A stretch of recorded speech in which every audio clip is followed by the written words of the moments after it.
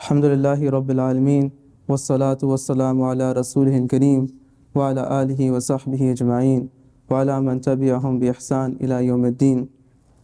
Qala Allahu ta'ala, ba'da a'udhu billahi minash shaytanir rajeem, bismillahir rahmanir rahim. قد أفلح المؤمنون الذين هم في صلاتهم خاشعون والذين هم عن اللغو معرضون والذين هم للزكاة فاعلون والذين هم لفروجهم حافظون إلا على أزواجهم أو ما ملكت أيمانهم فإنهم غير ملومين فمن ابتغى وراء ذلك فأولئك هم العادون والذين هم لأماناتهم وعهدهم راعون والذين هم على صلواتهم يحافظون أولئك هم الوارثون الذين يرثون الفردوس هم فيها خالدون. قال رسول الله صلى الله عليه وسلم, Rasulullah sallallahu alaihi wasallam recited these 10 ayat and then said, Man aqamahunna, that whoever establishes these ayat, dakhal al-jannah, that person will enter paradise. Because these ayat, they have 7 sifat, characteristics that a mu'min should have, a believer should have. What are those sifat, those qualities that Allah subhanahu wa ta'ala wants from us? Allah subhanahu wa ta'ala starts off by saying, قَدْ أَفْلَحَ الْمُؤْمِنُونَ, indeed successful are the believers. Success is for the believers. Success in this dunya means to obey Allah subhanahu wa ta'ala. It means getting divine assistance from Allah subhanahu wa ta'ala to obey Allah subhanahu wa ta'ala. And success in the hereafter, we all know what that means. That means Jannat, tajri min tahti al-anhar, khalidina fiha, it means Jannah. قَدْ أَفْلَحَ الْمُؤْمِنُونَ and الَّذِينَ هُمْ فِي صَلَاتِهِمْ حَافِظُونَ, الَّذِينَ هُمْ فِي صَلَاتِهِمْ خَاشِعُونَ. Who are these believers? What are their qualities? They are those that have khushu in their salah. Believers are those that have khushu. What is khushu? It means that one's heart is attentive, that one's heart is focusing on Allah subhanahu wa ta'ala in salah. He is not distracted.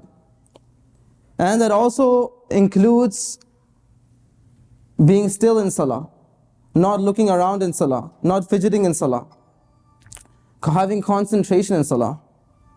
Rasulullah sallallahu alaihi wasallam once saw a man in salah and he was moving around and he was looking right and left. So Rasulullah sallallahu alaihi wasallam said, لو خشع قلب هذا لخشع جوارحه, that if this person's heart had khushu, had concentration, focus on Allah subhanahu wa ta'ala, then he would be still in salah. Once Ali radiallahu anhu was asked regarding this ayah, الَّذِينَ هُمْ فِي صَلَاتِهِمْ خَاشِعُونَ, he said, it means لَا تَلْتَفِتْ فِي صَلَاتِكَ, don't look in your salah, don't look right and left. Once Imam al-Zuhri was asked regarding this ayah, he said it means سُكُونَ الْمَرْءِ فِي الصَّلَاةِ, that a person is still in salah. So khushu is to have concentration. And that concentration in salah, it's manifested when a person is standing still in salah. He's not fidgeting, he's not looking right and left. He has his focus in salah. Rasulullah sallallahu alayhi wasallam said, Inna Allah azza wa jal, La yazal Allahu azza wa jal muqbiran ala al-abdi wa huwa fi salati ma lam yaltafit fa idha iltafa insarafa an. That Allah subhanahu wa ta'ala has His mercy on a person in salah. And He doesn't turn His mercy away except when this person turns himself away in salah. He starts looking right and left, and the mercy of Allah subhanahu wa ta'ala is taken away. Once Aisha radiallahu anha asked Rasulullah sallallahu alayhi wasallam about looking in salah, looking around in salah. So Rasulullah sallallahu alayhi wasallam said, هو اختلاس يختلسه الشيطان من صلاة العبد, that is theft that the shaitan does. He takes away a person's concentration from salah. One of the first things to be taken away from this ummah is khushu in salah. Rasulullah sallallahu alayhi wa sallam said, أَوَّلُ مَا تَفْقِدُونَ مِن دِينِكُمْ الْخُشُوعُ وَالْآخِرُ مَا تَفْقِدُونَ مِن دِينِكُمْ الصَّلَاةُ وَتَنْتَقِدُ عُرَى الْإِسْلَامِ عُرْوَةً. That the first thing which will be taken away from this ummah is khushu in salah, concentration. So much so you will have many people praying salah, but their heart is not attentive. They're not thinking about Allah subhanahu wa ta'ala in salah. And one of the last things that will be taken away from this ummah is salah. Salah will be gone. This is the first quality that a believer needs to have for success. Then the second quality, وَالَّذِينَ هُمْ عَنِ اللَّغْوِ مُعْرِضُونَ. There are those that have aversion to laghu. They have aversion to futile things. Those things that waste people, that waste their time. Laghu includes useless talk. And the most extreme form of that would be sinful talk. Laghu also includes useless activities. And this has now become a norm. The society, there's ways that we are being distracted from our worship of Allah subhanahu wa ta'ala. The games, for example, the Olympic Games that are happening, promotion of fahisha, indecency, promotion of exposing the aura between men and women, exposing the satar, what needs to be covered, mixed interaction between men and women intermingling. All of this is foreign to Islam. These are also under laghu, those things which distract a person from salah, those things which distract a person from Allah subhanahu wa ta'ala. And it promotes fahisha, indecency. There's no doubt about that. It promotes fahisha. Even for a woman to participate in these sports, even if she was fully covered, it's still impermissible. Allah subhanahu wa ta'ala tells us in Surah An-Nur, وَلَا يَضْرِبْنَ بِأَرْجُلِهِنَّ لِيُعْلَمَ مَا يُخْفِينَ مِنْ زِينَتِهِنَّ. That they should not stomp their feet when they're walking so that their beauty is revealed. Ibn Kathir rahimahullah, he mentions what in the time of Jahiliyyah, ignorance, women would wear anklets on their feet. And when they would walk, it would make noise, it would attract attention. So this verse was revealed prohibiting the mu'minat, the believing women, from doing the same. So if wearing an anklet is impermissible for a woman because it is attracting public attention, then just imagine exposing your body. Imagine even playing a sport while you're fully covered. So this is all under laghu, and it's the most extreme form of laghu, which is sin. And these games, they're being used to promote liberal values, values which are foreign to Islam. Then the third quality a believer needs to have, وَالَّذِينَ هُمْ لِلزَّكَاةِ فَاعِلُونَ. Those that purify themselves, those that strive to purify themselves. Over here, the word zakah is not used in the meaning that we normally understand, which is to give charity. Now, normally, when Allah subhanahu wa ta'ala talks about giving charity and zakat, He says, وَأَقِيمُوا الصَّلَاةَ وَآتُوا الزَّكَاةَ. But over here, zakat is being used in the meaning of purification. Those that strive to purify themselves. And zakah comes from that. Zakah means to purify your wealth. And like that, these people strive to purify their hearts. What does that mean, to purify the nafs? What is tazkiyatun nafs? It is to know that Allah subhanahu wa ta'ala is always with you, wherever you are. Meaning Allah subhanahu wa ta'ala is watching what you are doing. He knows what you are doing.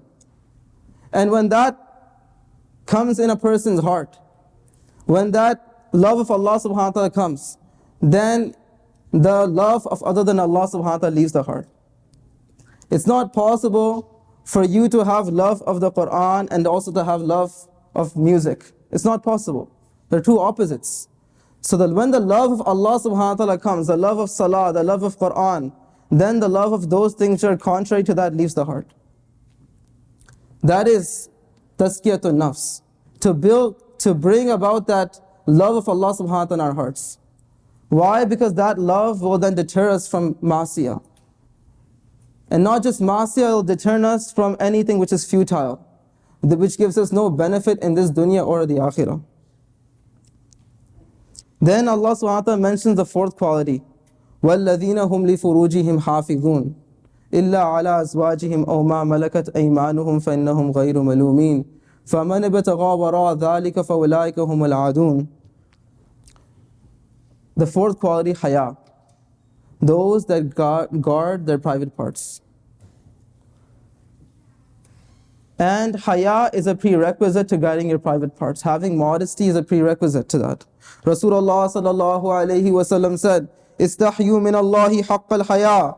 قال قلنا يا رسول الله إنا لنستحيي والحمد لله قال ليس ذاك ولكن الاستحياء من الله حق الحياء أن تحفظ الرأس وما وعى وتحفظ البطن وما حوى وتذكر الموت والبلاء ومن أراد الآخرة ترك زينة الدنيا فمن فعل ذلك فقد استحيا من الله حق الحياء. Rasulullah sallallahu alayhi wa sallam said, have haya, have modesty with Allah subhanahu wa ta'ala. The Sahaba said, we have modesty, and all praise belongs to Allah subhanahu wa ta'ala. So then Rasulullah sallallahu alayhi wa sallam said, no, haya is to guard the mind and what it contains. Even your thoughts. Our thoughts are influenced by the things we see, by what we hear. So to guard the mind. And not just that, to guard the stomach. Seeing what having a check on how much we're eating. Don't fill your stomach up. Rasulullah sallallahu alaihi wasallam has told us not to fill our stomach up. Why? When you fill up your stomach, then the shahawat desires increase. To guard the stomach, and to remember maut, to remember death very frequently, and to remember that you will decay in your qabr, that you will decay in your grave. And then whoever wants the hereafter, he leaves the zina, the adornment and the beauty of this dunya. And then whoever has done all of that, then he has haya from Allah subhanahu wa ta'ala. Then he has modesty in the true sense from Allah subhanahu wa ta'ala. Rasulullah sallallahu alayhi wa sallam said, ثَلَاثٌ لَا تَرَى أَعْيُنُهُمُ النَّارِ عَيْنٌ حَرَسَتْ فِي سَبِيلِ اللَّهِ وَعَيْنٌ بَكَتْ مِنْ خَشْيَةِ اللَّهِ وَعَيْنٌ غَضَّتْ عَنْ مَحَارِمِ اللَّهِ. That there are three eyes that will not see the fire of Jahannam. That one eye which stays up guarding the frontiers, that guarding the Muslims, the mujahid, the warrior, the one who is fighting in the path of Allah subhanahu wa ta'ala, when he stays up and guards so that others are protected, his eye will not see the fire. That eye which cries out of the fear of Allah subhanahu wa ta'ala. That eye which cries out of the fear of Allah subhanahu wa ta'ala. That eye that cries in tawbah after committing sin. And that eye which lowers its gaze from those things which are forbidden. From those women which are forbidden to look at. That eye, these three eyes will not see the fire of Jahannam. Rasulullah sallallahu alayhi wa sallam said, مَنْ يَدْمَنْ لِي مَا بَيْنَ لِحْيَيْهِ وَمَا بَيْنَ رِجْلَيْهِ أَدْمَنْ لَهُ الْجَنَّةِ. That whoever guarantees me the chastity of what is between his two jaws, the tongue, and between what is between his two legs, I guarantee him Jannah, the private part. So haya is a prerequisite. Modesty is a prerequisite to guarding our private parts from committing any indecent act. Then the fifth quality Allah subhanahu wa ta'ala mentions in Surah Al-Mu'minun, وَالَّذِينَ هُمْ لِأَمَانَاتِهِمْ وَعَهْدِهِمْ رَاعُونَ. Those that are true to their amanat, their trust, and their covenants, that fulfill these things.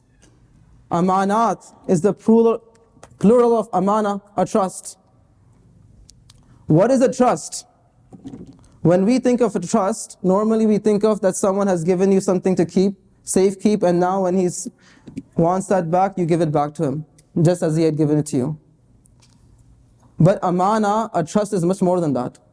Rasulullah sallallahu alayhi wa sallam said that even conversations are amana. If someone speaks to you in confidence, that is also an amana. Al-majalisu bil amana.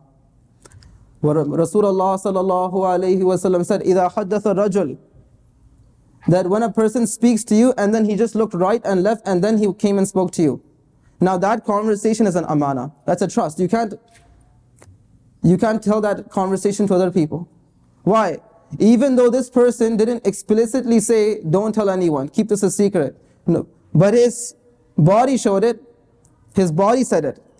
The way he looked right and left to make sure that no one was around, and then he told you something, so now that is also an amana. It is as though he explicitly told you that this is a secret, don't tell anyone. So even conversations are an amana. Fulfilling the rights of Allah subhanahu wa ta'ala, they are also an amana. They are a trust. Fulfilling the rights of makhluk, creation, they are also an amana. Rasulullah sallallahu alayhi wa sallam said, أربع من كنا فيه كان منافقا خالصا ومن كانت فيه خصلة منهن كانت فيه خصلة من النفاق حتى يدعها إذا اؤتمن خان وإذا حدث كذب وإذا عاهد غدر وإذا خاصم فجر. There are four things, four qualities. If they are found in a person, there he is a pure munafiq, a hypocrite. And who has one quality from amongst these four qualities, then he has some nifaq in him, some hypocrisy in him. That when he is entrusted, he betrays that trust. إِذَا حَدَّثَ كَذَبَ, when he speaks, he lies. وَإِذَا عَاهَدَ غَدَرَ, when he makes a covenant, he makes a contract, he betrays that contract. وَإِذَا خَاصَمَ فَجْرَ, and when he argues, he disputes, he becomes very vulgar. Positions are also an amana. Once Abu Dharr radiallahu anh came to Rasulullah sallallahu alayhi wasallam, asking him to make him the amil of zakat, the collector of zakat. Rasulullah sallallahu alayhi wasallam said that you are very weak. And he knew the nature of Abu Dharr radiallahu anh. So he knew that for him this would be a problem. He said that innaka da'if wa innaha amana wa innaha yawm al-qiyamati khizyun wa nadama illa man akhadaha bihaqqiha wa adda alladhi alayhi fiha. That you are very weak and this is an amana, a trust. And on the day of judgment, this will be a means of regret and remorse and disgrace, except for the one who takes it and fulfills its rights. So positions are an amana. If you're entrusted to collect zakat and distribute zakat, that's an amana. You will be questioned regarding that. If you are entrusted with the masjid, donations of the masjid, that is also an amana. So amana is a very broad term. It includes many things. The sixth attribute of a believer, وَعْهْدِهِمْ رَعَوْنَ. Allah subhanahu wa ta'ala uses two words, those that fulfill their amanat, their trust, and wa'ahdihim, their covenants. What's the difference between these two? Ahad, a covenant, has two implications. One is that it's a written, formal contract between you and another person. That contract, that's an ahad. So that is also binding. It also includes a verbal promise you made to someone, a promise you made to someone. For example, you tell a person that inshallah I will help you with this. It's not a formal contract. He can't take you to court if you default, but that is a covenant you have made with him. And now you have to fulfill that promise. Except in a situation where you're incapable of fulfilling that, then only will you be dissolved from that. That means if someone tells you that, Assalamu alaikum rahmatullah, convey my salam to your dad, give my salam to your dad too. So now, and you said yes. So now you conveying that salam is also part of this. It's also part of fulfilling the covenant. And the sixth attribute of a believer, وَالَّذِينَ هُمْ عَلَىٰ صَلَوَاتِهِمْ يُحَافِظُونَ. In the beginning, Allah subhanahu wa ta'ala talked about Salah, in the very beginning of the surah, the second verse. And over there, the focus was on khushu, having khushu, concentration in Salah. And Allah subhanahu wa ta'ala is again talking about Salah, but over here the focus is on muhafadha, or being consistent in Salah. Meaning praying all your 5 times salawat in their appointed time. To be consistent, to never miss a salah. And by Allah subhanahu wa ta'ala starting with salah and ending with salah, it gives an indication that a person who is steadfast on his salah, then inshallah Allah subhanahu wa ta'ala will make everything in between easy for him. He'll make it easy for him to fulfill all those obligations that have come in between. Because salah, it gives you strength, it gives you power, it increases your connection with Allah subhanahu wa ta'ala. On the day of judgment, it's going to be a means of nur and guidance. May Allah subhanahu wa ta'ala give us all these qualities, make us true believers, give us all these sifat, and purify our souls. Subhanakallahumma bihamdika ashhadu an la ilaha illa anta astaghfiruka wa atubu ilayk.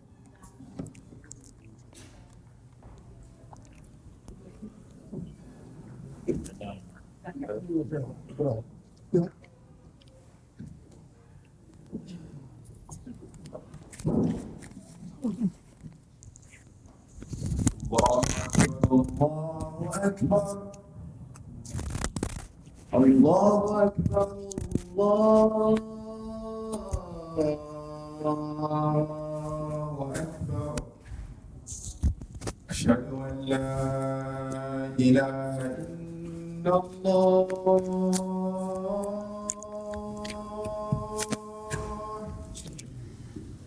أشهد أن لا إله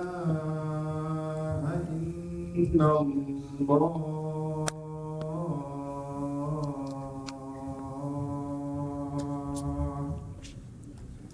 أشهد أن محمدا رسول الله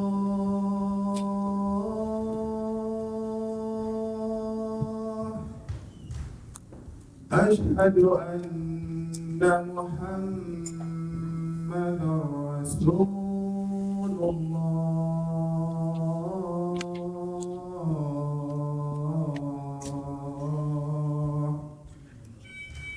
حي على الصلاة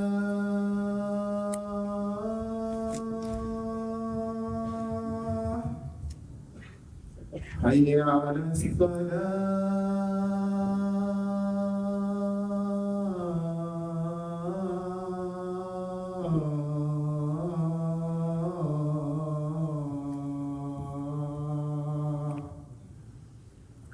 حي على الفلاح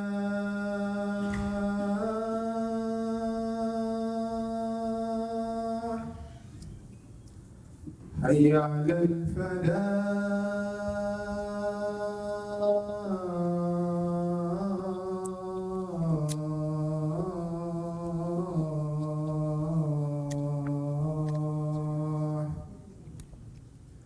الله أكبر الله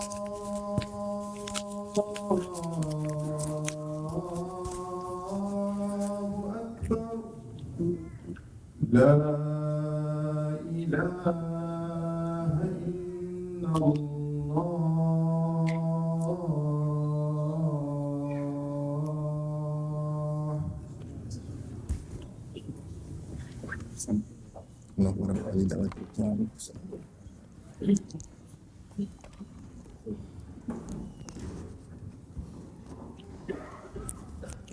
الحمد لله رب العالمين والصلاة والسلام على رسوله الكريم وعلى آله وصحبه أجمعين وعلى من تبعهم بإحسان إلى يوم الدين.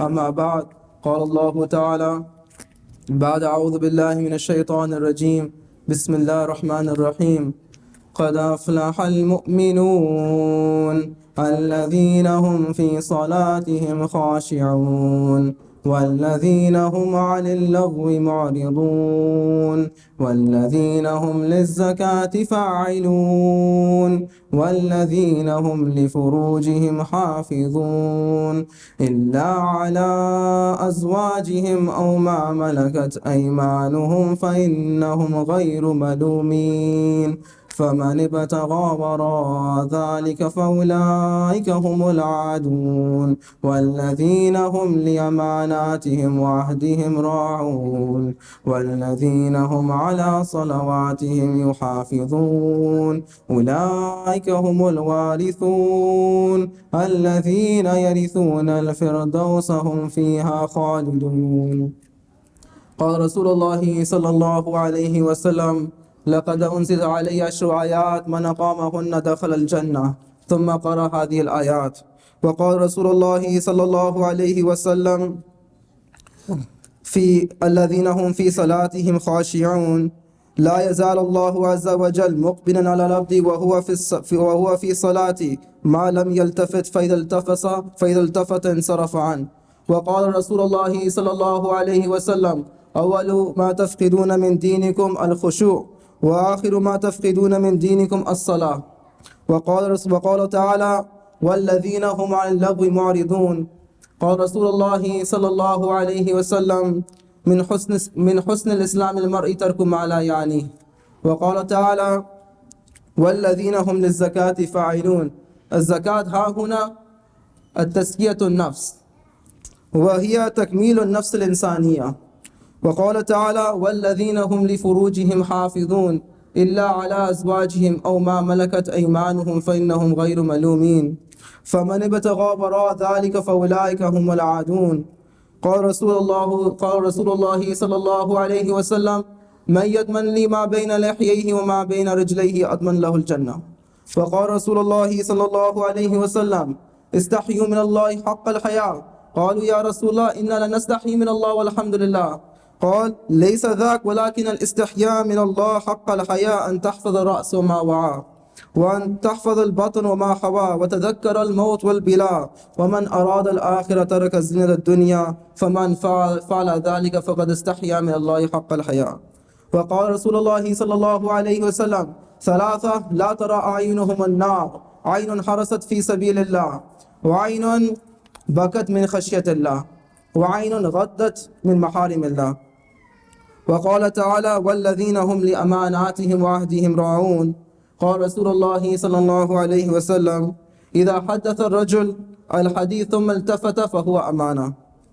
وقال رسول الله صلى الله عليه وسلم 4 من كن فيه كان منافقا خالصا ومن كانت فيه خصلة منهن كانت فيه خصلة من النفاق حتى يدعها إذا اؤتمن خان وإذا حدث كذب وإذا عاهد غدر وإذا خاصم فجر.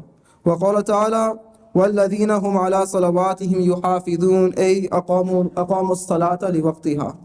أقول قولي هذا واستغفر الله لي ولكم ولسائر المسلمين فاستغفروه إنه هو الغفور الرحيم.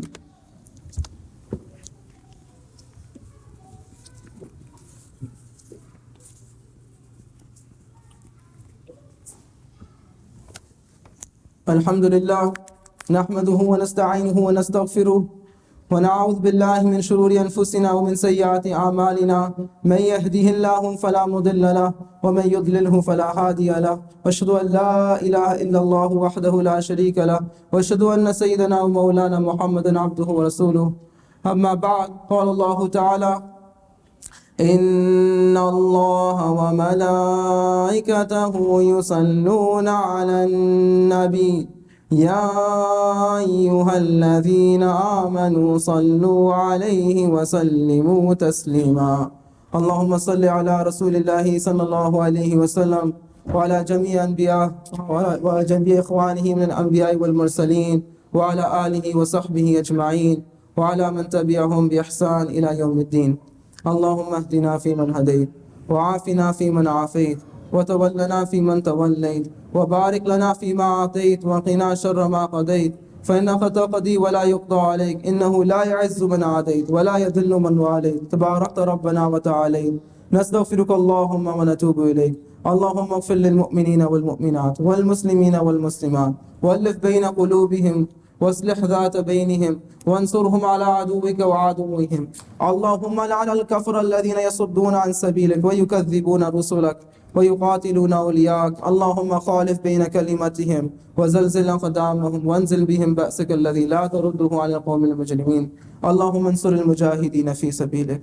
اللهم انصر من نصر دين محمد صلى الله عليه وسلم وجعلنا منهم واخذل من خذل دين محمد صلى الله عليه وسلم ولا تجعلنا منهم ولا معهم. أقول قولي هذا واستغفر الله لي ولكم ولسائر المسلمين فاستغفروه إنه هو الغفور الرحيم.